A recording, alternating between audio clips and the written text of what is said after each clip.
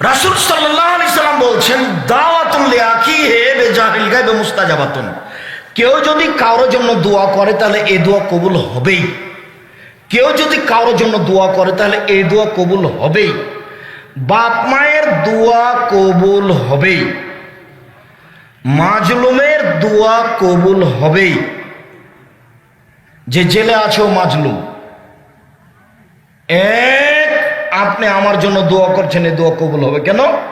আপনার মাথার পাশে একজন ফেরেশতা আছেন।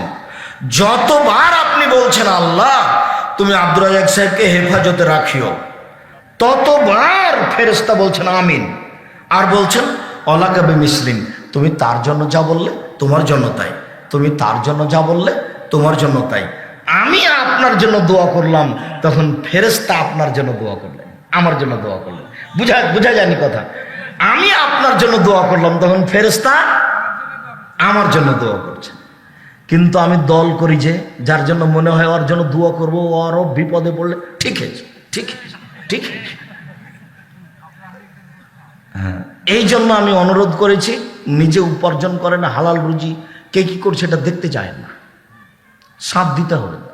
একটা সিগারেটের জন্য সারাদিন এভাবে নেচে বেড়ালেন, এটা হলো?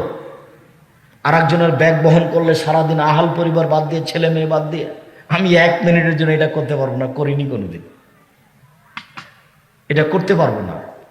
রুজি উপার্জন করব ব্যবসা করে। কিভাবে? ব্যবসা করে 25 বছর পরে কোটি কোটি টাকার মালিক হব। আর এখন শুরু করব কি দিয়ে? চকলেট, কলা। তাহলে কি হবে না? ঋণ নিতে হবে না। ঋণ নিয়ে ব্যবসা করলে আর জান্নাত হবে না, জানাজাই হবে না, তো জান্নাত বহুদূরের কথা। জান্নাত হবে না, জানাজা হবে না, সব বাতিল। ব্যাংকে চাকরি করে, সরকার লোন দিয়েছে, বাড়ি একটা বানিয়েছে 5 তলা, কত যে খুশি, বউ খুশি, বেটা খুশি।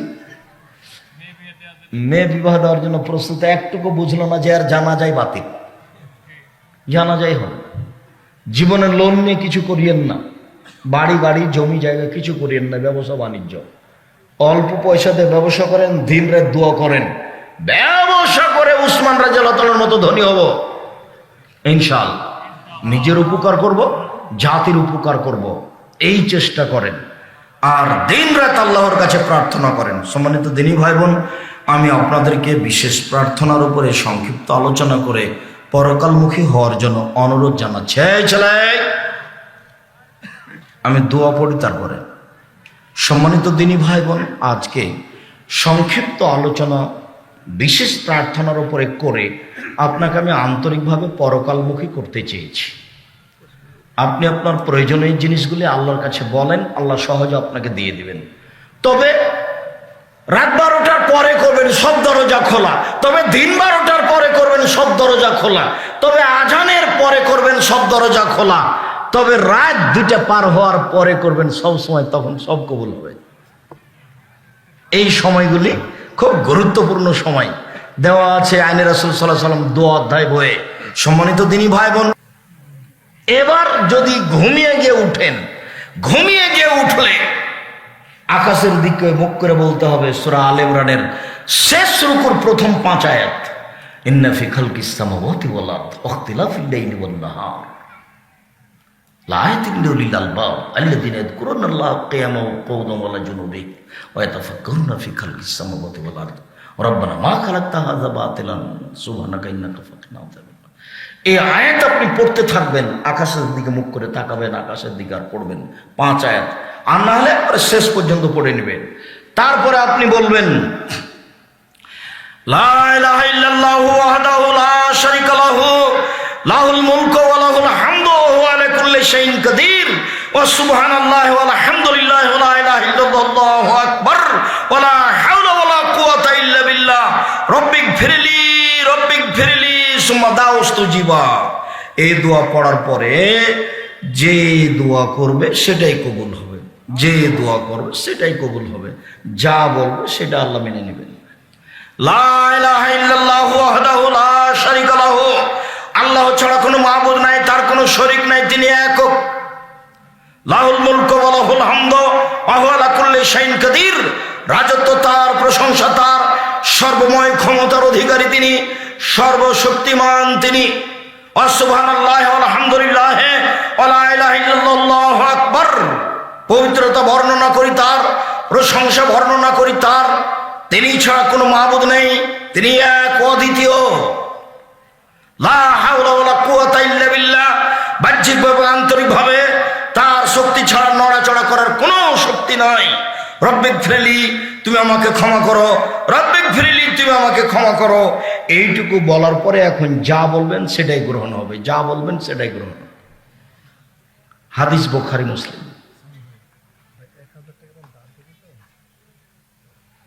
এছাড়াও লম্বা দোয়া আছে, ওটা যদি পড়তে পারেন ভালো। আল্লাহু লাকাল হামদু আনতা কাইয়ুমুস সামাওয়াতি ওয়াল আরদি ওয়া মান ফিহিন্না ওয়া লাকাল হামদু আনতা নূরুস সামাওয়াতি ওয়াল আরদি ওয়া মান ফিহিন্না ওয়া লাকাল হামদু আনতা মালিকুস সামাওয়াতি ওয়াল আরদি ওয়া মান ফিহিন্না ওয়া লাকাল হামদু আনতাল হাক্কু ওয়া আদকাল হাক্কু লিকাউকা হাক্কুন ওয়া কাওলুকা হাক্কুন ওয়াল জান্নাতু হাক্কুন ওয়ান নারু হাক্কুন ওয়া নাবিয়ুনা হাক্কুন ওয়াস সাআতু হাক্কুন ওয়া মুহাম্মাদুন হাক্কুন। আল্লাহুম্মা লাকা আসলামতু ওয়া বিকা আমানতু ওয়া আলাইকা তাওয়াক্কালতু ওয়া ইলাইকা আনাবতু ওয়া বিকা খাসামতু ওয়া ইলাইকা হাকামতু ফাগফিরলি মা কাদ্দামতু ওয়া মা আখখারতু ওয়া মা আসরারতু ওয়া মা আ'লানতু ওয়া আনতা আ'লামু বিহি মিন্নি আনতাল মুকাদ্দিমু ওয়া আনতাল মুআখিরু লা ইলাহা ইল্লা আনতা ওয়া লা ইলাহা গায়রুকা। রাসূল সাল্লাল্লাহু আলাইহি সাল্লাম ঘুম থেকে উঠে এটা পড়তেন, জীবনটা এমনি চলে গেল। ঘুমার সময়তে আপনি পড়ছেন আল্লাহুম্মা বিসমিকা আমুতু ওয়া আহইয়া, তোমার নামে মারা যাচ্ছি, তোমার নামে জীবিত হব। এইটাই মনে থাকে না, কত ছেঁচড়া মেচড়া করে দিনটা পার করছেন, গল্প গুজার মাধ্যমে, গালি গোলজের মাধ্যমে, এটাই মনে থাকে না। আল্লাহ রাসূল ওযু করার পরে ডান কাতে শুয়ে যেতেন, তারপর বলতেন আল্লাহুম্মা লাকা আসলামতু ওয়া বিকা আমানতু, আল্লাহুম্মা আসলামতু লাকা, আল্লাহুম্মা আসলামতু ওয়াজহাতু ওয়াজহি ইলাইকা ওয়া ফাওয়াজতু আমরি ইলাইকা ওয়ালজাতু জাহরি ইলাইকা রাগবাতান রাহবাতান ইলাইকা লা মালজা ওয়া লা মানজা মিনকা ইল্লা ইলাইকা আমানতু বিকিতাবিকা আল্লাযী আনজালতা ওয়া নাবিয়্যিকা আল্লাযী আরসালতা। এই দোয়া পড়ে আল্লাহ রাসূল ঘুমাতেন ডান কাতে। আপনাকে এমনি মনে হচ্ছে নাকি? রাসূল সাল্লাল্লাহু আলাইহি ওয়াসাল্লাম রাত্রে ঘুমানোর পূর্বে সূরা মুলক পড়তেন। সূরা মুলক 30 আয়াতের। মুলক নাম শুনেছেন? সূরা মুলক পড়তেন। কবরের শাস্তি হবে না 4টা কারণে। এক, রাতে মুলক সূরা পড়ে যে তার শাস্তি হবে না কবরে। 2, জুমার দিন মারা গেলে কবরে শাস্তি হবে না। 3, পেট ব্যথায় মারা গেলে কবরে শাস্তি হবে না। 4, শহীদ হয়ে গেলে কবরে শাস্তি হবে না। 4টের সিরিয়ালে 1 নাম্বারটা সহজ, বাকিগুলো কঠিন। 1, প্রতি রাতে ঘুমানোর সময় সূরা মুলক পড়লে কবরে শাস্তি হবে না। মনে থাকবে না মনে হয়? 2,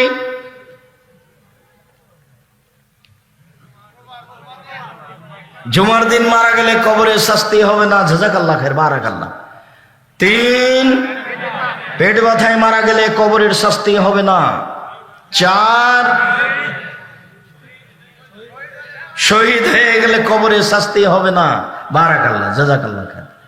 যারা মনে থাকবে না তারা খালি বলবেন কি গো, কি 4টে, কি? তো 4টে মনে না থাক সেটা চিন্তা করতে হবে না, একটা থাকলে হলো। সেটা কি? সূরা মুলক, যেটা সহজ, যেটা পারা যাবে, যেটা আয়াতের ভিতরে আছে। বাকিগুলো অনেকখানি আয়াতের বাহিরে, ইচ্ছা করলে সবটা হয়ে উঠবে না। আর 1 নাম্বারটা সহজ আছে। জীবন বাজি রেখে চেষ্টা করেন পড়ার, জীবন বাজি রেখে। কত ঝামেলা ছেলের, মেয়ের, দেশের, জনগণের, রাষ্ট্রের, নিজের, মানে ঝামেলা, মারামারি, হইচই, দাঙ্গা মাহাঙ্গামা, খাওয়া, নাতি নাতনি, পোতা পুতিন, একবার কত যে লেগে আছে। খালি পড়তে বসেছেন আর নাতি লাভ দিয়ে কোলের উপরে উঠে গেছে, কোরআন মাজিদের উপরে উঠে গেছে, তখন ওকে সামলাতে সামলাতে বন্ধ করে দিয়ে শুয়ে গেলেন রাত পার। কত ঝামেলা নেবেন আপনি?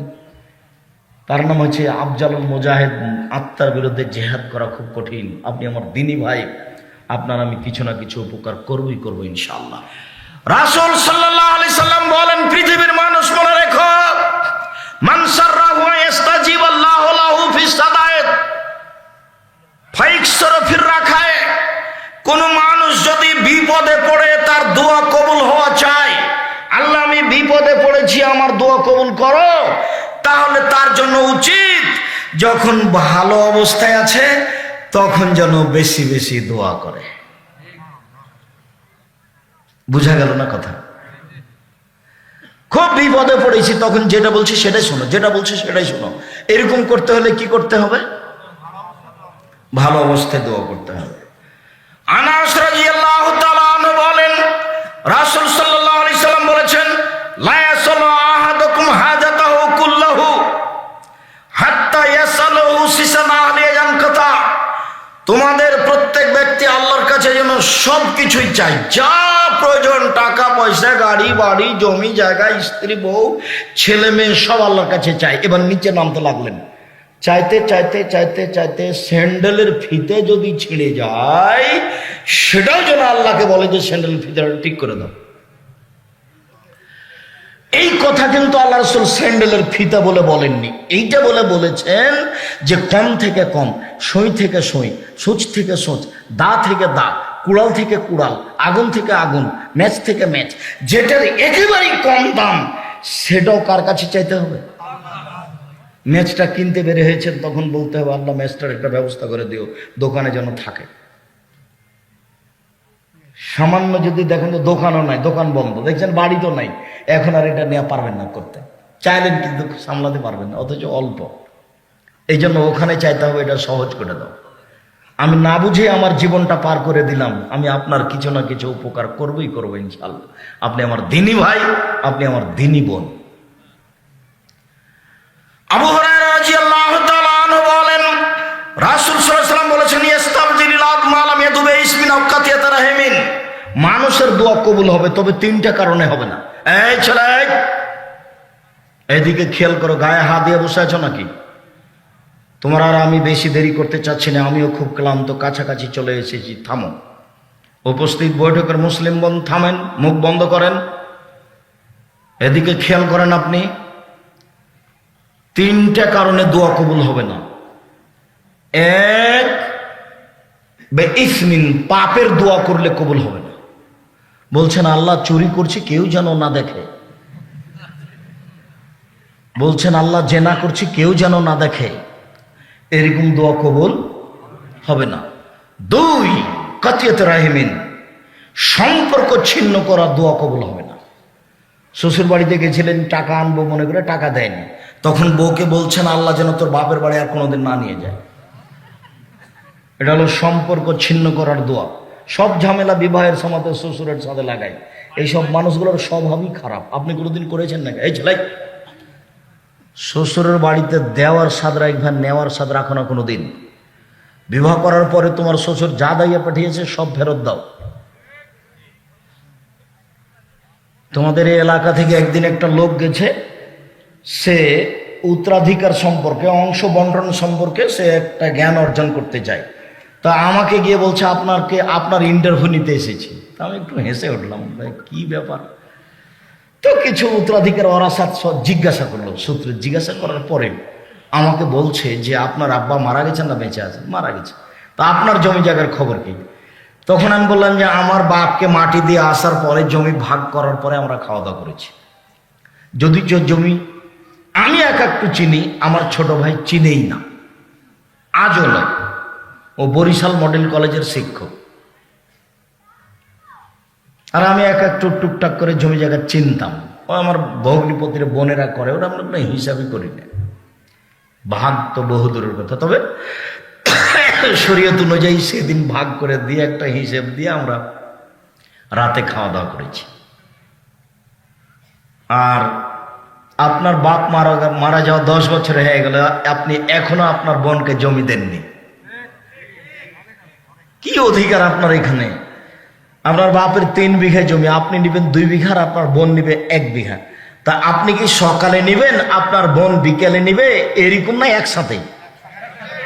আপনার বাপের জমিগুলো যখন আপনি আর আপনার বোন যখন ঘুরছিলেন, থাকছিলেন, তখন আপনার বোনও বলছিল যে এগুলো জমি আমাদের, আপনিও বলছিলেন যে এগুলো জমি আমাদের, এভাবে বলছিলেন না? ভাই বোন যখন জমির পাশ দিয়ে হাঁটছিলেন, তখন আপনার বোনও বলছিল যে এই জমিগুলো আমাদের। আপনিও বলছিলেন এই জমি আমাদের, তো আপনার বাপ মরার পরে ওই বোন আর বলবে না নাকি? এরকম হলো কেন? এই লোক হলো কুকুর শ্রীগালের চেয়ে খারাপ। বক্তব্যে বলা আছে এ লোক কুকুর শ্রীগালের চেয়ে খারাপ। আর তোমাকে বলেছি যে আব্বা জমি দিয়ে দেন, ফুপুর জমি মেরে খেয়ে আমরা পরকাল হারাতে রাজি নেই। ভাগ্য নিয়ে এসেছি, ভাগ্য রেখে আসেনি, ভাগ্য নিয়ে আসেনি, ভাগ্য নিয়ে এসেছি, ভাগ্য রেখে আসেনি। আব্বা ফুপুর জমি নিয়ে পরকাল হারাতে রাজি নেই, আপনি ফুপুকে আজকে দিয়ে দেন। কি করে খাবো? ভাগ্যে যেটা আছে সেটা করেই খাবো। 3, তাড়াহুড়া না করলে, তাড়াহুড়া করলে দোয়া কবুল হবে না। তখন সাহাবীগণ বলছেন মালিস্তিজালো, তাড়াহুড়া কি জিনিস? আগের দুটো বুঝেছি। 1, পাপের জন্য দোয়া করলে কবুল হবে না। 2, সম্পর্ক ছিন্ন করার জন্য দোয়া করলে দোয়া কবুল হবে না। 3, তাড়াহুড়া করলে দোয়া কবুল হবে না। তাড়াহুড়া কি জিনিস এটা বুঝতে পারলাম না। তখন আল্লাহ রাসূল বলছেন বুঝতে পারলে না? এক হলো দোয়া করে আর বলে কই দোয়া করি, কই দোয়া করি, দোয়া কবুল হয় না। তারপর অলস হয়ে যায়, দোয়া, তারপর দোয়া ছেড়ে দেয়। এর নাম তাড়াহুড়া করা।